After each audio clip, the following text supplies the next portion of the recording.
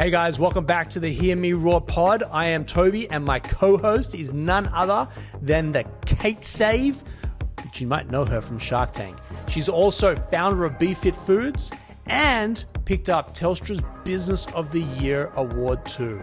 Kate? Well, Toby, you've got a super impressive CV, 25 years in global commercialisation experience, and you founded Creative Cubes, Australia's leading co-working space and real estate business. All right, let's get on with the pod. Hey, Toby, back on the pod. Hey, Kate, what's happening? Thinking about maybe trips and holidays for 2026. Yeah, I've got a few planned. Do you? I do. I'm not planned yet, but I'm So I haven't excited. penciled them in, Yeah. but I've etched them into my brain. Where are you going? So I was going to go Los Angeles and New York in April, but Michael would prefer, our CEO would prefer me go to London. Oh, yeah? So every year there's a global conference. There's one in New York this year. Last year was in Boston. And I was like, let's go For to co-working for spaces. co-working, yeah. Oh. And I do keynote and guest and sort of guest speaking and stuff. And so I was like, let's go to New York. And he's like, yes. And then London popped up. He's like, let's go to London instead because let's see the European and the UK stuff. So I really don't want to go to London. I really prefer to go to New York, especially. I'm okay to take the show on the road, just if you're asking. It's fine. Sponsors, if you're listening, we'll take the show on the road. With July suitcase. July. There you go, Ethan. So I think the London trip's going to happen. As much as I really am not interested in going to London, especially in October when it's colder. Oh, yeah. Going to go to Fiji again because I had such a great time last time. Close. So close. too. And we go with my sister, her husband, and her 3 boys with my kids. We are definitely doing a ski trip, but I think it probably won't be New Zealand, but it might be local or New Zealand, one or the other. And you've never been to Tasmania, which I find quite funny. Never been to Tasmania. I've never been to Perth either. I was supposed to go to Perth this weekend actually to hang out with my friend Josh King. Oh, Josh. Yeah. They're playing in a tournament over there called Hoop Fest. But I spoke to one of the owners of the Southeast Melbourne Phoenix and I was like, hey, you going to go to Hoop Fest? They're like, I was going to go, but it looks like we're going to play deep into the playoffs this year and I prefer to save my money Fair enough. to travel with the team. So I was like, yeah, you're right. I'm not going to do that. But I was supposed to be on a plane tonight to Perth. I'd never been to Perth.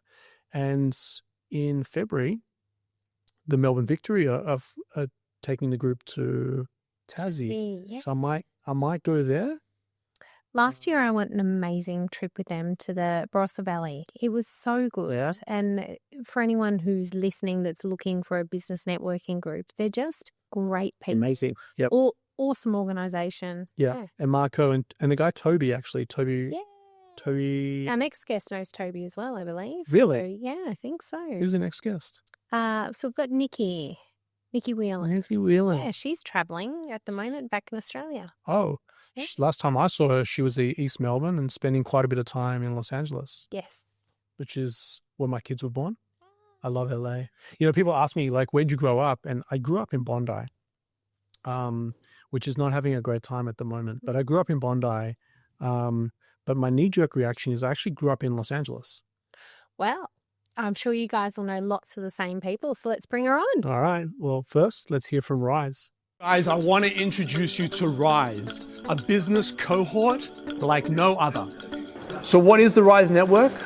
Rise Network is a curated inner circle of 10 to 12 like-minded peers designed to provide a confidential, high-trust environment where business owners and leaders can gain strategic insights, actionable solutions, and lasting relationships. Rise isn't just networking, it's a game-changing business support system.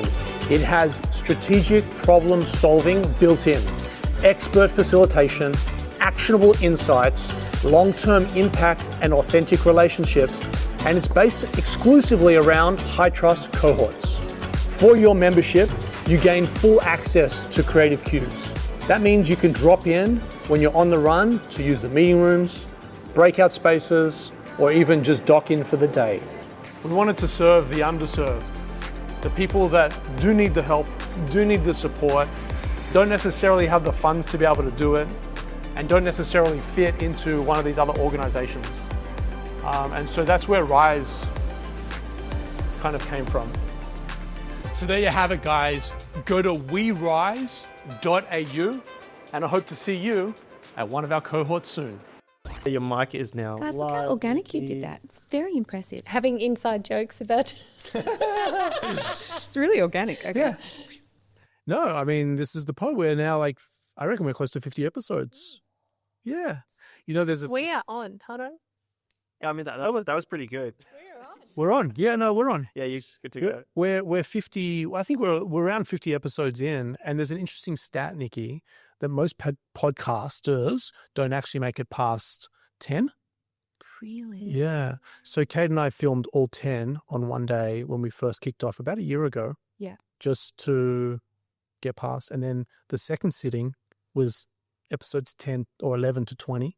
Yeah. So we're already above the average. Consistency and portion, like I've noticed, because I was asked to do a couple actually in LA, which I have put on ice for a bit because I've got some stuff going on, and it's a competitive field and it's very specific. And they said one of the key things was get as much out as possible, which I see is what you guys do. You work it back. But let me ask you guys, because I'm interviewing. No. This is our show. Just saying, it's fascinating how you can do all these people and not get overwhelmed. I've interviewed back in the day, and the preparation in interviewing it's a thing, but you guys just do it so organic. Who have you interviewed? Oh my goodness, no, it's a whole nother lifetime away. But just recently I was testing the studio with podcasts, and I interviewed Brian Austin Green, who's a dear friend of mine, an actor from Beverly Hills 90210. I know. We all know the show. I know. You know Brian, yeah. You know, and did you? Mio on that show?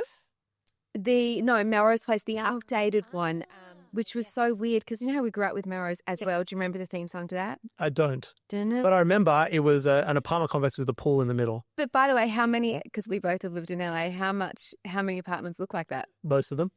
Exactly. So Specifically in Melrose. when you see it right, you grew up as a child, it's so cool. And then you live there for 20 years and you're like, ugh.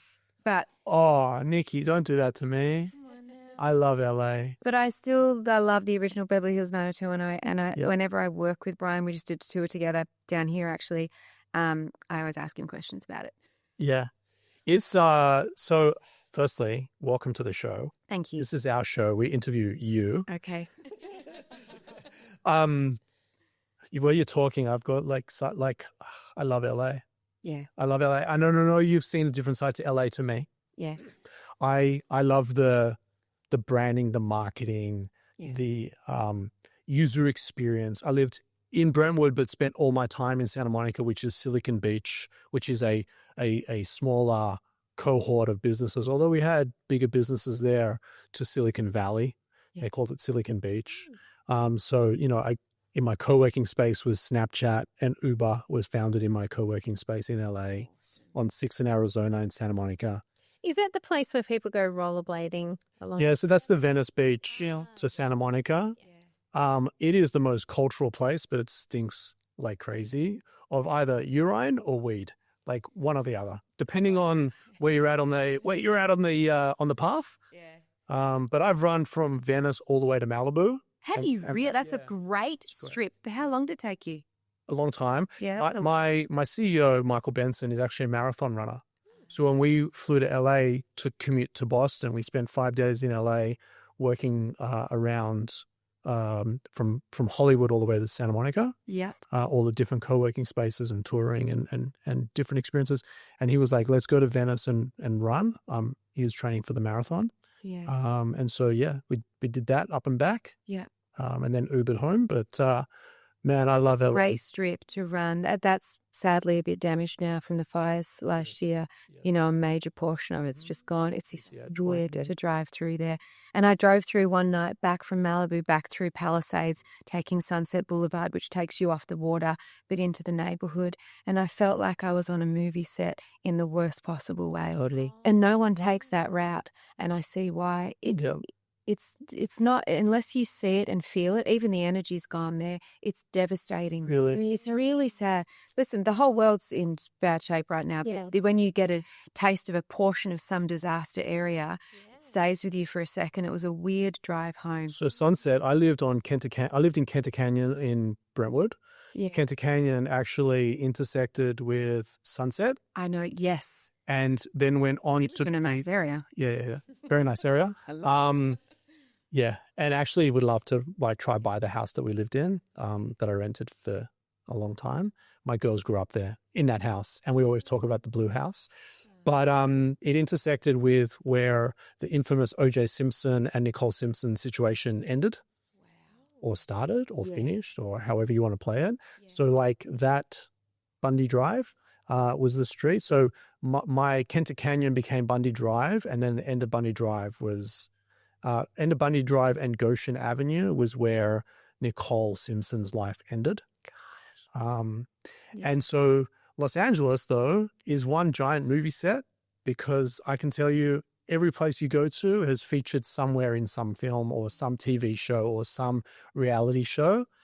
But I love it from a branding and marketing perspective. I love it from a basketball perspective. Yeah. The Lakers, it is the Laker town, although the Clippers put up an incredible product. Yeah.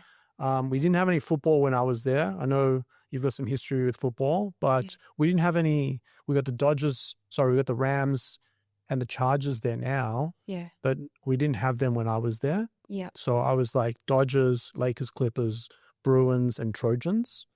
And that was and then on the weekends I go watch David Beckham play soccer How for cool the is Galaxy. that? I had a couple mates playing Galaxy. I did a TV show and it was based around a soccer team, and some of the soccer players that came on our show were really in Galaxy. It was a really fun little crossover. So cool. Yeah, I love that you're holding the space at LA because it's getting such a bad rap at the moment. And I have been in there 20 years, so you do get a bit tired of it, like anywhere. Yeah. But you are highlighting the beautiful things that LA has, and America is a land of opportunity. It really is just one of the few places you can go, have a wild idea, and everyone goes, I'm in. The support level there is hugely different to Australia, and hence the fact I took my career there early on and stayed there. I got backed, supported, taken care of, given opportunities that I never was given here. Even though Aussie market was good to me, I was more of a TV host initially in my career here, and I did Neighbours and then took off. But the love is different, and I think the business, specifically acting, is getting a lot stronger in Australia. They're making amazing movies up and down the Gold Coast and stuff, and even in Melbourne they've got a big one they're shooting now. But back then They turned it into New York, didn't they, recently? Yeah. New York Street. They did. They totally transformed it. I'm glad, because Australia's so rad and has great, why not, and why they should shoot here. But there's just been some like the fires and things like that have brought LA down. The business is at a strange time. It's in transition, so it makes I think I heard the statistics, could be wrong, the Golden Globes had 2 million views. In a country of 370 million people, to have 2 million views on something that used to be, and listen, it's a rough time, so I understand a lot of people don't really want to watch that energy right now, or a bit. But it's just losing. It's in a transitional period. We don't know where it's going, and we're all struggling where to position ourselves. But I'm far from a billionaire, the furthest from a billionaire. But they're about to introduce this billionaire tax, to jack up, more contribution to government. And so a lot of people, at least the people that I follow from a tech scene perspective, like Elon Musk, Larry and Sergey Brin from Google. You've got David Sachs, who is actually the head of cryptocurrency for the United States of America. You've got all these other, Chamath Palihapitiya, all these guys, Jason Calacanis, these guys, tech entrepreneurs, founders, incredible people. They're all lifting out of California and going to Texas because of taxes, because their homes have been burnt down in the Palisades, because a whole bunch of stuff. And I said to my wife all the time, would you want to go back to LA? She's like, oh my God, yeah, like amazing. But I'm fearful that if one day we actually do go back to LA and it's not what it was for us, that the Golden Globe pristine of how I remember Los Angeles to be may get ruined. I've watched the decline of energy, I'm going to call it, over there. I've watched that take place with, COVID smashed everyone, right? But that changed things. So many of our delicious, fun little businesses down Sunset, Le Petit Four, all those great places are gone. Chill out. You'll drive down Melrose, which is such a cool place to get, we've even shot down Melrose, you and I, for Halloween costumes. Half of them are boarded up. The shootings down there a lot. Like I don't want to be extremist and negative. It's lost that yummy vibe. By the way, coming back to Melbourne, it's very different too. I walked down Ackland Street in St Kilda last night, and I was like, this used to be my... I know, right? Mine too. And I live very close to there, but Melbourne, I feel like Melbourne's whole soul got ripped as well. It's happened. Melbourne's Do you remember, because they're roughly the same age, right? Just walking at night and those balmy nights. Now, I know that it's summer at the moment, but every shop was thriving and packed, and the hippies were out.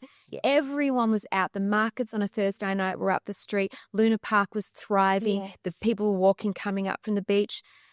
It genuinely has changed. There is a deep emptiness here too. Yes. Do you think that's got something to do with tech, though? Because people have their heads buried in phones, and even when people are out for dinner with other people, particularly the younger generation, sit there on a date, both on their phones. Yes. Yeah. I agree that COVID destroyed Melbourne and many cities, but there's also something that's been lost with social media. Right? Yeah, I fully agree with you, Kate. Connection, human connection. We've never been more connected yet, connection. more disconnected at the same time.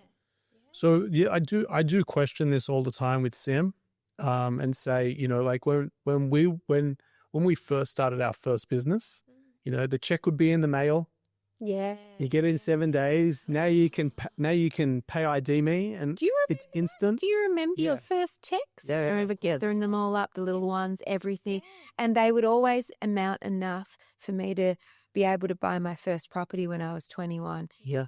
They can't do that anymore. No. Do you know what I'm saying?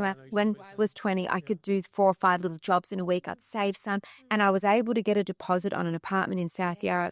Now that's unthinkable unless you're in a huge income bracket. So that's changed too. So I feel like the world's sped up. Yeah. Sim made this comment the other day about some girls in my oldest daughter's year. She's like, whoa, they're fast. Ooh. Whoa, they're fast. And Wait, I'm what do like, you mean? What does she mean? So they've all got phones. They've all got access to anything and everything in terms of apps and look stuff up and chat GPT, and they're progressing quite quickly with boys. But like they have access to money, which we wouldn't have. We were into a 14, no money. Harper is about to get her first. Have you got a Spriggy for your kids? No, but we talk about this. I do need. You need to get one. I'm about to give Harper one for her birthday. She's 11, but she's going to get, it's a Spriggy. It's a debit card that I control and can put money on, but it's not tied to anything other than I authorize from my bank account to transfer to it. Yeah. But I can stop it and I can see all the purchases and all the rest of it. It's been really powerful for Maddie, my older daughter. But the point of the conversation is they're like, everything's a lot faster today. And I think that's wonderful for business. They say AI is going to, not Allen Iverson, AI is going to make more billionaires than any other, business on planet Earth, which I think is great. But at the same time, I don't want that speed in my personal life. Yeah. I want things to be slow. Elon Musk just said something I heard on a snap somewhere about how AI, and I want you to hopefully know the answer to me asking me this. He said that eventually that quote you just made, or comment about everyone more opportunities to be a billionaire, but most people won't have to work, but we'll still be okay. Correct. What does he mean by that? Yeah, so a whole bunch of things. So if we just take the Tesla full self-driving car, I don't have a dream. This isn't an ambition of mine, but a business investment that I'm going to make is I'm going to buy a dozen Teslas, and I'm just going to have them out doing Uber trips and making me money while I'm doing podcasts or working or doing this and that. And they might make $200 a car per day, and I've got 10 cars, so it's $2,000 a day. I didn't have to drive the car. I didn't have to touch the car. I just had to own it or finance the car or work out how to finance the car. Yeah. And so, imagine $2,000 a day coming in for no work. Is there enough opportunities like that Yeah. to spread across all Absolutely. humans. So one of the episodes that Kate and I had earlier, we talked about me robotizing. I don't even know if that's a word, but I've robotized my house. Cleaning. So I've got a mop and a vacuum that I can set off on the app and they go do it themselves. In fact, he's done 2 runs today. I haven't been home. But what that means is I walk into a pristine house. It hasn't cost me any money to run and get a clean house, but it also hasn't cost me any of my time or focus. So when I come home, I don't have to mop, I don't have to clean, I don't have to tidy, I don't have to do anything other than just be. Nikki, I went on holidays over the summer. I turned my phone off for 3 weeks. 0, black, nothing. Oh, baller move. Yeah, I do it every year. Baller. Yes. I do it every year. But you know what I did? Yeah. I gained like 4 hours of my day because my head's not in the screen. Emails aren't flying. Calls aren't coming in. Like, And you weren't probably sitting idle. Like, think about the description you gave of Ackland Street, no one down the street, all of that. And the shops boarded up. It's because we don't need to go to the shops. We can shop online. Yep. We don't feel like that same boredom. Like, if you get home and it's not done. I was 3 hours a day surfing with Maddie. And I had to get out of the water because my hands were pruning. Also have to get out of the water because I'm not 14 and she had just so much energy. Oh, Dad, let's go another way. They're like, hey, I just need a break for half an hour. 3 hours later. But you're hyper aware of it. Like you guys are alive, well, hyper aware that by getting a robot to clean your house allows you 4 hours more of your day, or 2 hours, say, to clean it. It allows you time to think, to get things done. A lot of people will get the house cleaned and just sit on their phone in that spare time. Totally. So it's about being consciously aware of going, I'm getting people to getting an assistant. I'm getting a robot so that I can live more. Yes. Yeah. So when we're coming back to the topic, what does Elon Musk mean? Yeah. Well, he's creating a product called Optimus. Optimus is going to be a humanoid robot. Literally someone your size, your height, that will do the dishes, make the bed, walk up and down the stairs, carry the laundry. Maybe you'll do the gardening, like crazy stuff. Yeah. But what that does is it frees up your time. And then if you're commercial about it, I can imagine that I could hire, instead of spending $30,000 of my money on buying myself a robot, maybe I can rent a robot for $100 a day or a week. Yeah. And someone else is making money because he's got 50 robots out there at $100 a day each. Like, I'm making this stuff up, but the abundance of time is what he's talking about. Sitting in the car in traffic. Yeah. Well, cars probably the seats will probably be reversed and you'll be able to sit like we are sitting today. Total recall. While we're going from West Hollywood to Venice Beach. Yeah. And instead of us sitting here and like this, we're actually involved in conversation, or we're working, or we're rehearsing lines. I hope we do that. I hope we choose that if everything's done for us, that we choose to look up and connect more energetically. But some people will want to connect more on the phone. They'll want to spend more time buried in the phone because there's a level of entertainment there. Yeah. You know, I have my iPad next to my bed and I'm watching YouTube at night. Yeah. Just because that's my escape from the realities of the world, right? Yeah, 100%. There is an escapism to them. I love getting in and scrolling. I love a good tracksuit pants scroll 4 hours, have some snacks. Like, I'm all about it, but I'm also, sometimes I'll do that and I'll come out of it a 3-hour binge. Right. And I don't feel great. No. And I have been alive before we had phones. And I remember... You're old. Because I'm old, and absolutely. But you're right there with me. I'm a little bit older, by the way. You are the oldest Sorry, together. But I just miss the butterflies of waiting for something. Sure. How do you explain that to someone that's 20? How do you explain to them that when you go on a date, you can't look on Instagram what they're doing until next Thursday at 4:00 when you get to meet them? You don't know where they are. The excitement, the creation your brain comes up with. I don't know if we'll ever be able to. We are the last generation, we're the last of the Mohicans here that are ever. So do we try and translate to that generation and go, there is something really beautiful about that, or is it gone forever? It's gone. But Oh, you were so harsh. You just said no, it. but it is. But it is because everything's now at your fingertips. Yeah. There's gratification. I was never on the dating app webs. Whatever they're called, the apps. What are they called? Instagram and stuff. Or you mean No, dating dating apps. Oh, yeah, like Raya and stuff like that. Yeah, yeah. Hinge. Is that one? Yeah, I don't know. There was, I don't know. okay, what was it Or called? James- Edge, Tinder, Bumble. Tinder. That's the one I was Yes, thinking of. Tinder. yes. Avid user over that. They, but like the gratification is so instant. Use them. Yeah. Well, so I was never in that world. Like Sim and I have been together 25 years. It's a very far cry from where we are. But you can't take people back. And I guess, Nikki, hearing you and understanding and getting it, my parents didn't try to drag me back to their world. Oh, yeah. My parents tried to do stuff for us that their parents couldn't do for them. And I try to do stuff for my kid. I get it very easy. I didn't have it easy, but I have it easy. I just have to be there. My dad he passed away when I was young. So the fact that I'm at the basketball on the Saturday with my daughter, cheering her on, is more than I had, right? So, but my parents always said, we're going here, we're going to do that, we're going to do this. I bought you this because and their default was because our parents couldn't do it for us. Yeah. Yeah. And so I always, we actually confiscated Harper's iPad earlier this week. They're on school holidays at the moment. Sim confiscated her iPad and said, you're turning into a rat. And there's a distinct difference between her behavior when she's had a few hours of binging Yes. versus none. Yeah. And so I walked past her. You're frying your brain, Cheeks. Her nickname's Cheeks. You're frying your brain, Cheeks.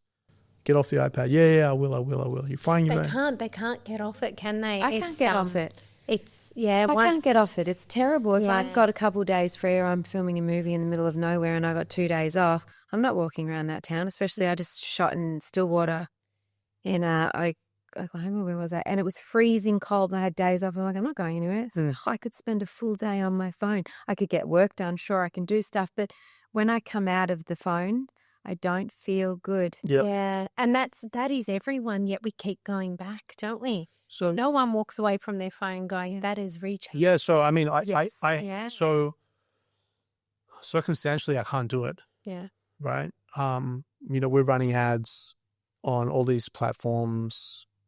I'm running a business, but I look forward to the 3 weeks where I can turn everything off.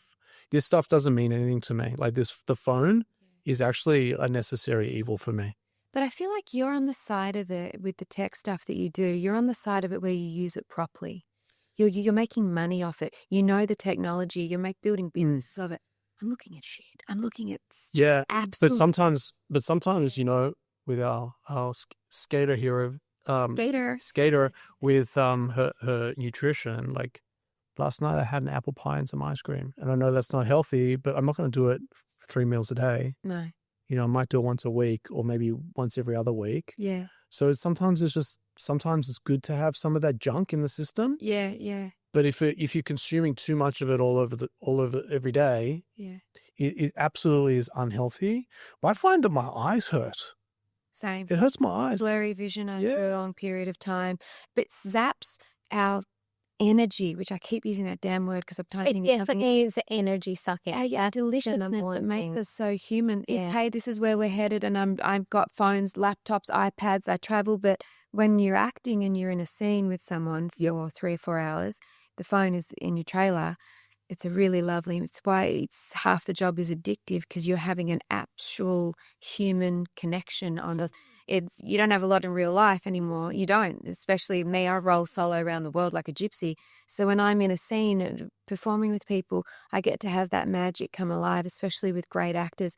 You're interacting, you're having genuine energy exchange, and it's delicious. And it's one of the things that makes the business still really special.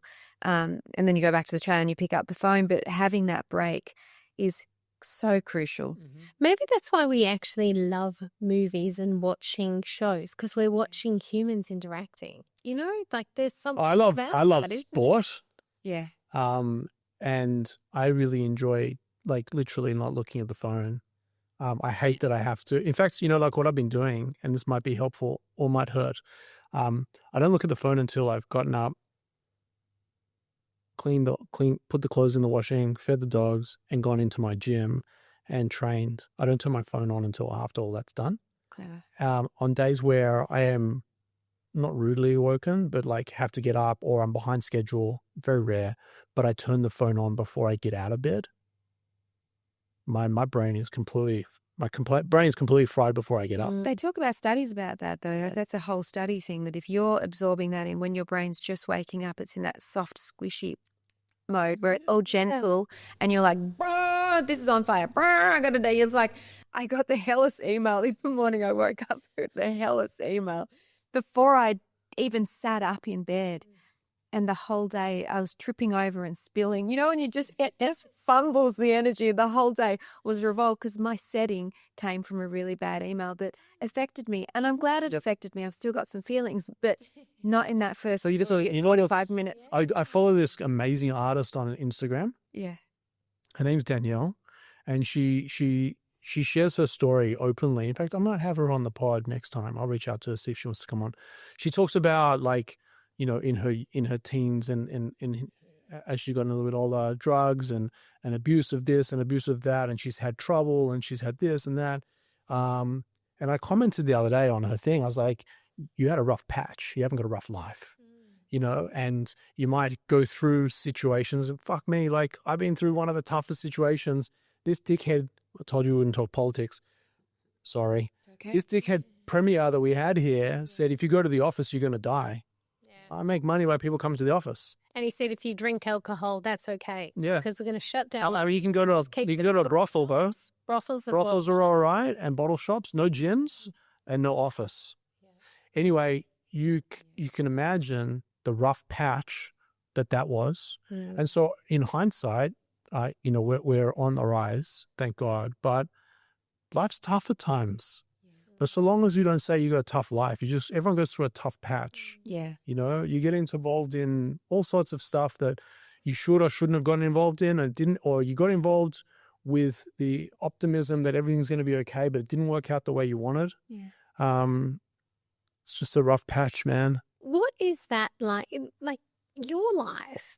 I was thinking about this the other day. So you go from movie to movie, but it's not as if there's a schedule for your life of when that next movie is. And it's super interesting to think it is very much like being an entrepreneur, because we don't have a map laid out.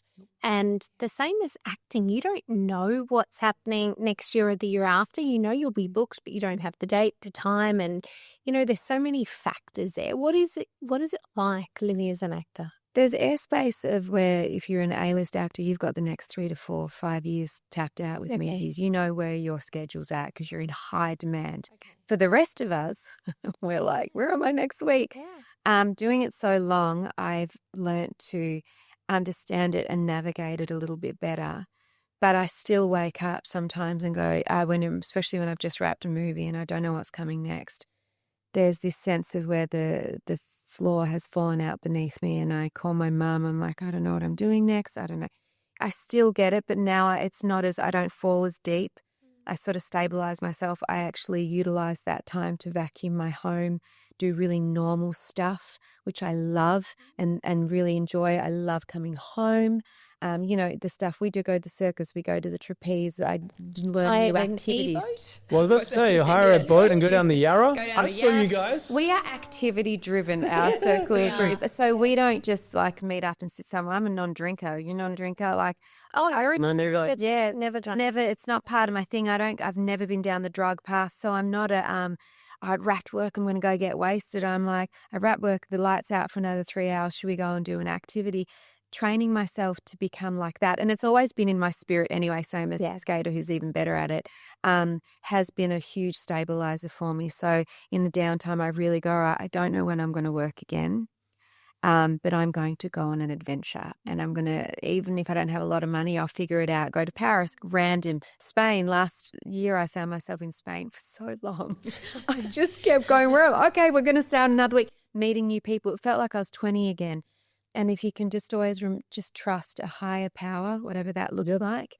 And I don't always believe that when you're in the highest, happiest frequency, you'll get money and jobs. It's not the case. Some of my greatest success have come when I've been on my ass in the worst places, the darkest places. My energy's stunk and I've picked up a great gig. So I've just got to trust that wherever I'm at energetically, it will be okay. I'm not crazy lifestyle, so I make cleverer decisions now that allow me to sort of stabilize myself and not run out of money, you know, and things like that. But we're always unsure, you know, even the 9 to 5 people that have that more of a structured life, which is great, still get crazy problems. Things happen on them out of the blue, family things. Like it's all unknown if we really want to go there.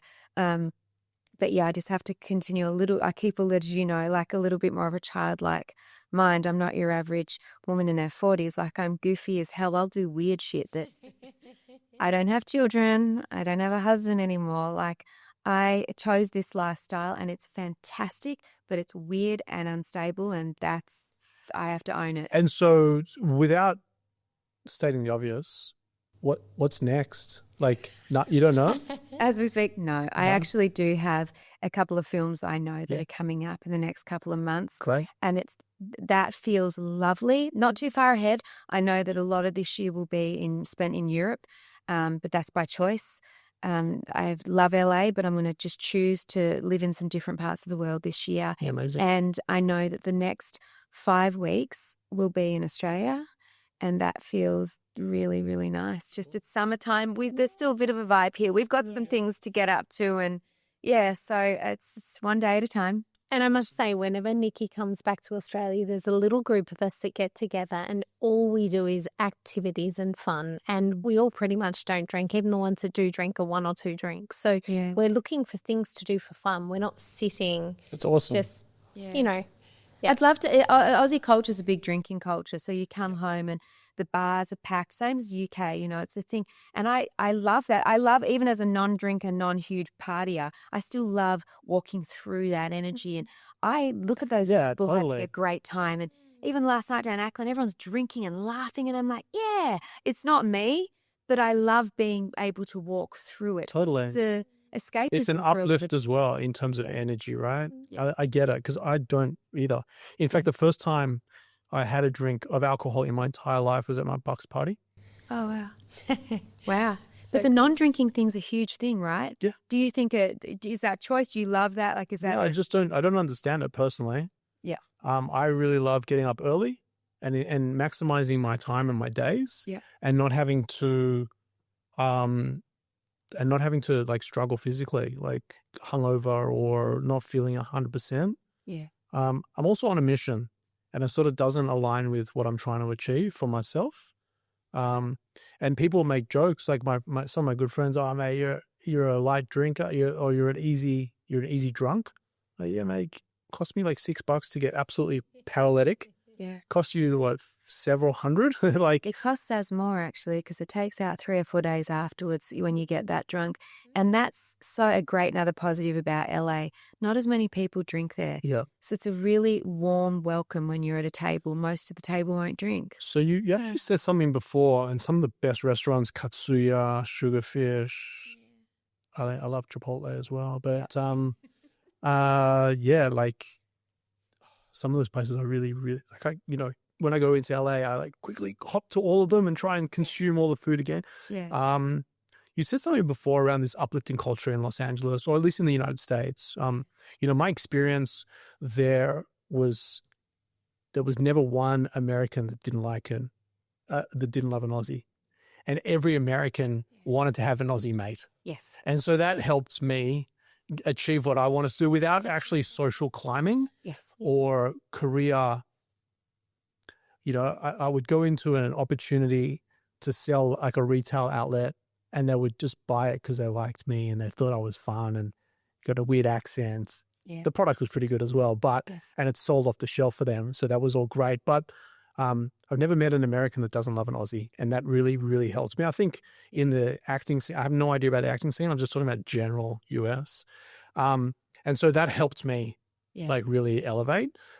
But I actually went to a keynote presentation. They bring you in and they try and pyramid sell you on this sort of stuff. This was actually in Australia, and I was done at half. Like at the intermission, I was like out of there. Yeah. It wasn't for me. But the guy that stood on stage, I don't know who he was. I don't remember his name. Couldn't even tell you what he looked like. He stood up on stage. He's like, I'm so rich and I'm so successful. I bought myself a Lamborghini. I was like, where's this going? He's like, I love the car so much that I bought the same car here in Australia. He was an Australian guy. He lived in Denver, Colorado. Yeah. And he lived on the Gold Coast of all places. And he bought this Lamborghini, one left-hand, one right-hand drive, same color, all this stuff. He said when he drove in on I can't remember the main road on the Gold Coast now. It's not Cavill Avenue. Yeah, Cavill Avenue. yeah. He's like, this guy's walking across the zebra crossing. Like, you fucking wanker! Look at you! What a loser! Yeah. He drove the same car in the United States, pulled up to a zebra crossing, and there was a homeless guy pushing a trolley with everything that he owned in that trolley. And he stopped and he turned around and he clapped the guy. He's like, "Good on you, man."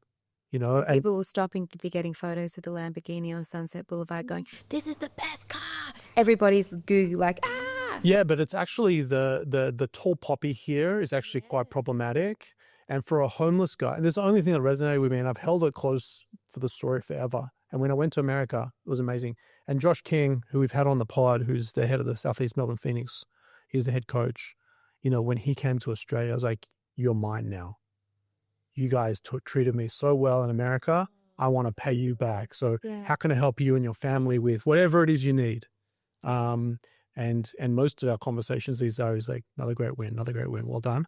But the attitude over there is so uplifting. Here, it's so degrading. And it's so interesting because you really have lived both. And that's why when I first heard you speak at the other Cubes event that you held, I was like, God, he's so LA with that bloodly, freeing, open, non-judgmental, delicious energy that a lot of people here don't have. And they probably embrace it a lot here because it's just this wider, open heart to everything. You're genuinely being excited about. You got a Lamborghini, good on you. Like, if I had the money, I'd probably get one too. Maybe not Aston Martin, but neither here nor there. Anyway, but it's interesting you say that, and I know it is a conversation, the tall poppy syndrome, but I've noticed very much on this trip, and it's probably because I'm growing up and getting older and noticing more as I evolve, that Australian women in particular, the way we're raised, and I'm not going down some feminist bullshit thing either. I'm not doing that whole thing. I'm just saying we are so apologetic to our existence.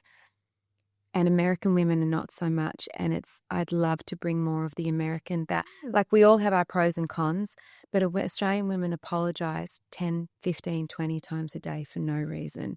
Just getting my nails done this morning and a girl bumped into the street. I'm so sorry. Everyone's so apologetic and so everything and they apologize. We downplay ourselves and understate ourselves. It's a miracle we even do well overseas in America. And maybe that's our draw, is we are so humble when we get there, or we're so like, "No, you go first, it's cool." I remember being in auditions and going, "You'd be amazing for this job." I don't have a competitive streak in my body. I never have. I've got other things. I did the same thing. Yeah. I was competing in a tender for a building and I said, "I think you should go with another operator. I think they'll do a better job than us." Right. We are so that raised to just calm yourself down. Remember when you're a kid and you're like, "Oh my God," and your dad would go, "Calm down." And you're like, "Oh."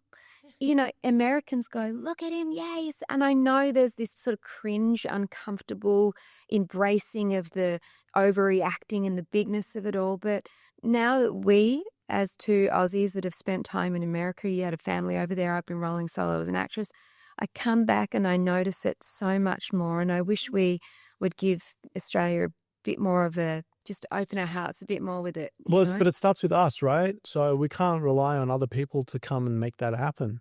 We've got to be infectious in the way in which we walk this world. That is part of the podcast too. It is really, we bring on guests that can show a different side of things, teach us something. We've all got something to learn, and anyone who listens to a podcast, it's more than entertainment value. You are really listening to grow. That's exactly it. So yeah. There's the support. We just need to bring that yummy support, the Americans. Well, if you're jamming, I'm right there with you. Yeah. I'm about it. I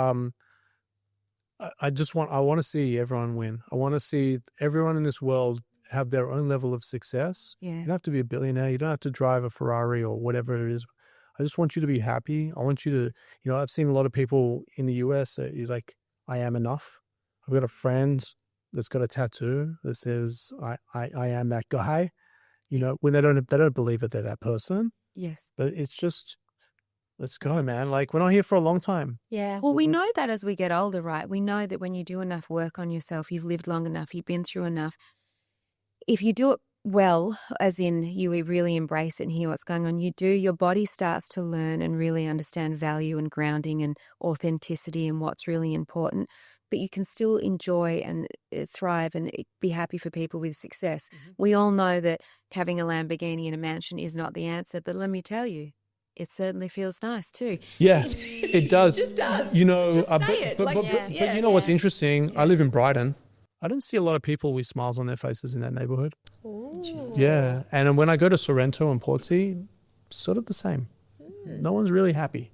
But if you venture a little bit around Mount Martha, Everyone's happy in Mount Martha. Yeah, you venture a little bit. We walk Yeah. there all the time, and everyone we walk past smiles, hi. Like, we were going for a walk the other day, and we got stopped a handful of times just to say hi to families too, not just, there were so many people just happy. Yep. Yeah. Hopefully that's something people can get out of today's conversation, is being really like hyper aware of this, because just you alone will affect a whole room Oh, of for sure. talk just by talking about these topics.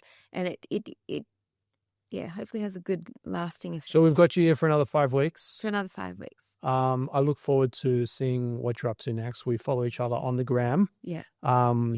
And congratulations on all your success. Thank you. And I fully subscribe to everything you're saying. Thank you. And I hope that we collectively can have that ripple effect to anyone that's listening right now.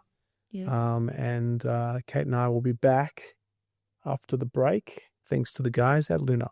weareluna.co is a great place for you and your business to start off with phenomenal accounting and legal services. So if you're a startup or a scale-up looking for legal and finance support, or alternatively looking to raise capital, weareluna.co is where you need to be starting off. Kate, if we were sitting at a dining table, I would have flipped it over right now and just gone, let's go. Yeah. Yeah, very inspiring. And that beautiful, wholesome, authentic energy. I've known Nikki since I used to borrow a fake ID because she's only a year older than me. So I think I must have been 17 and she was 18, because otherwise she wouldn't have had ID. Sure. And she has not changed at all. No. Not one little bit. And I think a lot of people, they get to where she's got to do change. And I'm sure she's seen it as well, right? yeah. LA is a beautiful town, but it'll rip you apart if you're not armed and ready, right? Yeah, and everyone I know thinks that Nikki is beautiful, but it's not what's on the outside. Sure. She's beautiful, Sure. but it's what's on the Well, this is a inside. podcast, so we may have to put up a reel or something. Yeah. But I agree, and and I think that everything that she said today actually makes you look inwards. And connect more, know that time is passing, and nothing can hold us back. So let's support other people, because if other people are winning, we're all winning. A rising tide helps all boats. Yeah, yeah, I love that. Yeah. Kate, another great pod. James, any feedback? I think it was awesome. I think so much conversation around like energy was really interesting. And yeah, I'm interested, just as we close out, do you guys feel like that whole tall poppy thing, is that getting better or worse over time? So again, we're not on this podcast to talk about politics, but if you look at what's happening here in Australia at this current moment, there is an uprising from the people. And I think the people have had enough, and I think the people are wanting change. And I think that the people are working their asses off to give their taxpayer money to only see it go down the toilet or be used in the wrong direction or blown. Victoria specifically has blown, the Westgate Tunnel just opened, $4.5 billion over budget. Over budget. Like how? Like, I run projects, I run multi-million-dollar projects. We go over budget by a couple of % here or there. It's very rare that it goes under budget. Yeah. But $4.5 billion over budget, like it's irrational and irresponsible. And I think, to just come back to your point, I think it's more about, I think people just want to be on this earth and be happy. And have some space and time that is your own, not feeling like you're in this rat race that just to make ends meet, you can't stop, you can't get off. Whereas previously, like you think about our parents and that generation, that you could work and play, and then at the end of your work, there was guaranteed there was going to be enough left Well, to play So Nikki, and to enjoy Nikki's it. point before, your parents were buying houses at 3 years on average, 3 or 4 years of their income. Oh, wow. So if they were earning 50 grand, 3 or 4 years, so 3, 5, 150 to $300,000 in a 5-year period, you could own that house. Like You were taking 30-year mortgages. Yeah, a deposit. A deposit is almost impossible. And that is a horrible way to be compared to it is such a short period of time that this change has happened over. Yeah. Mm. So I think, James, to your question or to your point or to your acknowledgement, I think that I see less about tall poppy at the moment in time and more about I just want to I think the US, again, we're not talking about politics here, but Trump's about to introduce no income tax. So you don't pay tax on your income. You pay tax on goods and services. You pay taxes on fuels and levies and stuff you consume. But your income, you keep 100% of it because they're making so much on tariffs. And so I love that dance as well. But man. And I mentioned it on another podcast, but wow, what they're doing, the food system there, let's call it out. Let's call out that crap ultra processed food is killing us. Let's do something about it. In Australia, we've got all this talk. Yep. We know it's having an effect on our mood, our energy, our rate of disease, everything, but we're not doing, we're talking, Yep. and that's what it feels like's been happening here for the last decade. But I think Dr. David said it. Yeah. What happens in the US sort of happens in Australia 3 or 4. Oh, I thought it's 3 or 4 months later or maybe 3 or 5 years later. We have to go back to the tape there. But It was 10 years. 10 was it years. 10 years? Yeah. Usually We're so behind. I actually don't think that we're that far behind politically. And what'll happen, my kids are US citizens. So what'll happen is if no income tax happens, I will be advising my kids not to stay in Australia. Yeah. Yeah. Just because they will be able to have much more in their world that they've earned, not been given, but earned that they get to keep. Here, we're pissing it away. 47%, I'm in a tax bracket of 47% of my income goes to Jacinta Allen, who goes and blows $4.5 billion on a fucking road. And It's what ridiculous. is the point of that? Ridiculous. And I don't even use it. I'm happy to pay my way. Yeah. But fuck me, man. It's irresponsible. And the problem with these politicians is that they're career politicians. So they actually don't have real world, real life experience. They're sort of high school to college to, they're sort of in the, the system. And then they go through it's backwards, man. I feel like we need an entrepreneur to run the country. I feel like, and I don't want to look at Nikki because I don't want to pull her into a conversation that she doesn't want to have, and I don't want to have it either. But, love him or hate him. Mic back on. No, love him or hate him, Trump has got this real world experience. And some of the stuff he's doing, I actually didn't like Trump in the first term. But I trust Elon Musk because I know Elon Musk is pure in his position. Nikki, I'm trying to avoid you.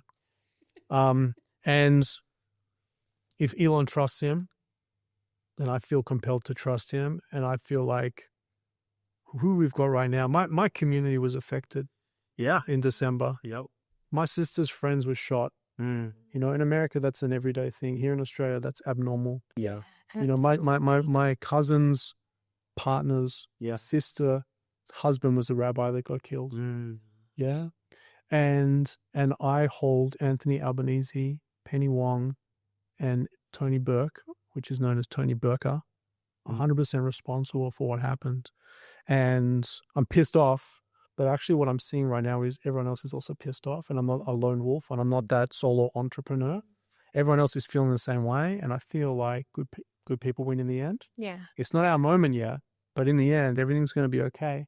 And that's what we need to come together. And that there is a bit of togetherness that is starting there, but if we all come together, we can. I'll tell you this honestly. And I'll tell you this transparently, and once I let this out of my mouth, it's never coming back. I was very cautious about who I let people know how I was raised, being raised Jewish, because my grandparents were Holocaust survivors. And my grandparents said, don't put yourself too far out there because they'll come and take you. Yeah. And so I've stayed quiet. And I put this post out on LinkedIn that had over 30,000 engagements. there. It's unbelievable. Yeah. And that was the first time I came out on it. And I came out in fear. And actually the original post that I wrote, I put on a Google Doc and I sent it to Sim and I said, can you make sure that you're all right with this? And she came back, she said, you haven't said you're Jewish. Wow. I said, yeah, but I don't want to make this about being Jewish or not Jewish. She's like, you need to stand up now. And I was like, you're right, I'll do it. But I pressed post.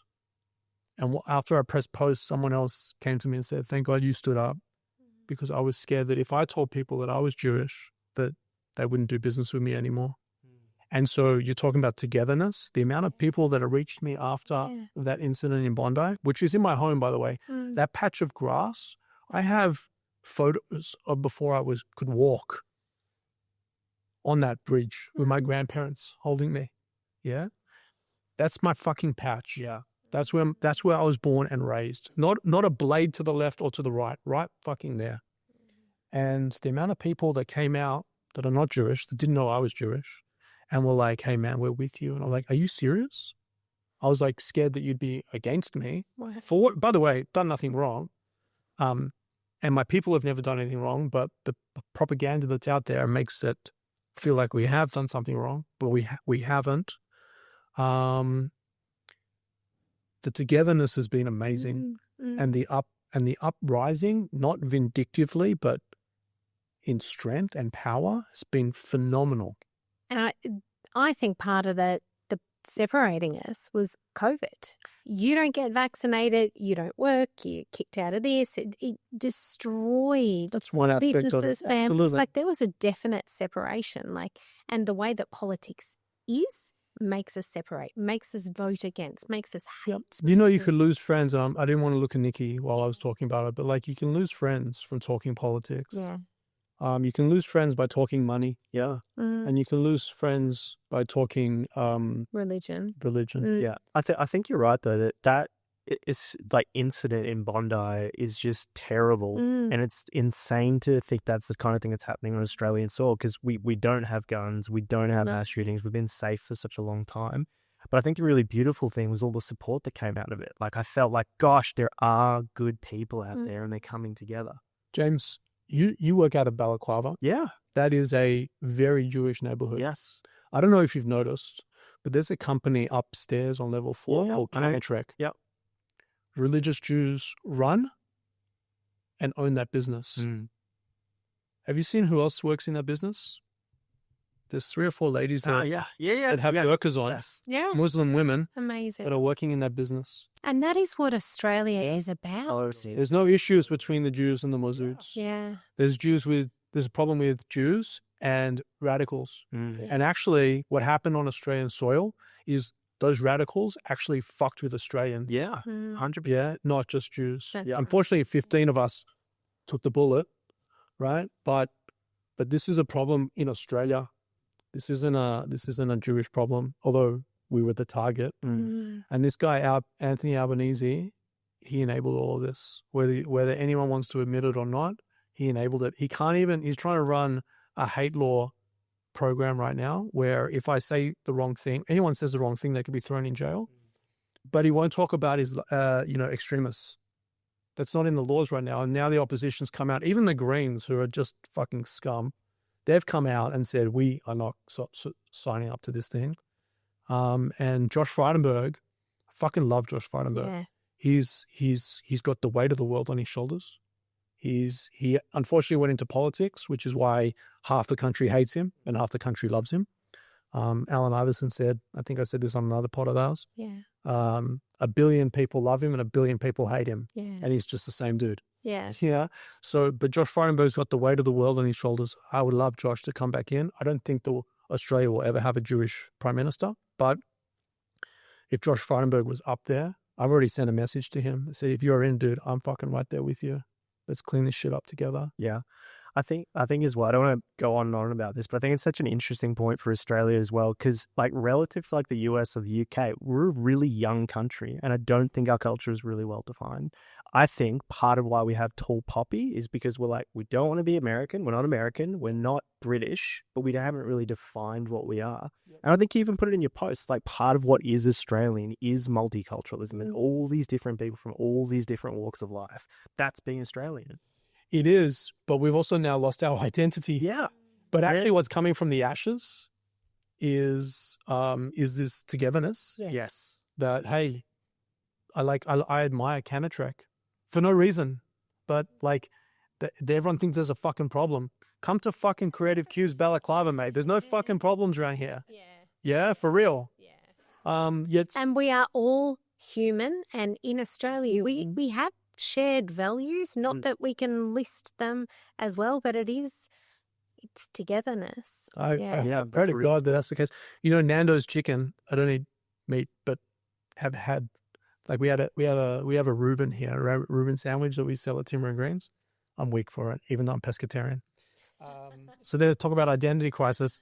Nando's chicken had this ad a decade ago where it was a white chicken and a dark chicken. And it's like, we're all the same on the inside, man. Yeah.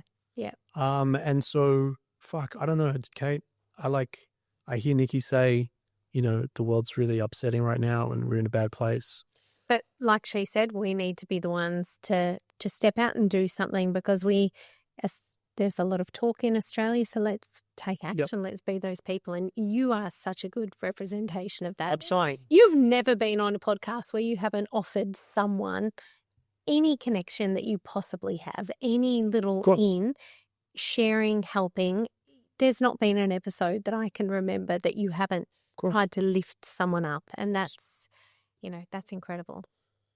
LA, baby. Nikki Whelan, everyone. Check her out. She's doing some incredible things. Kate, I'll see you on the next one. See you then.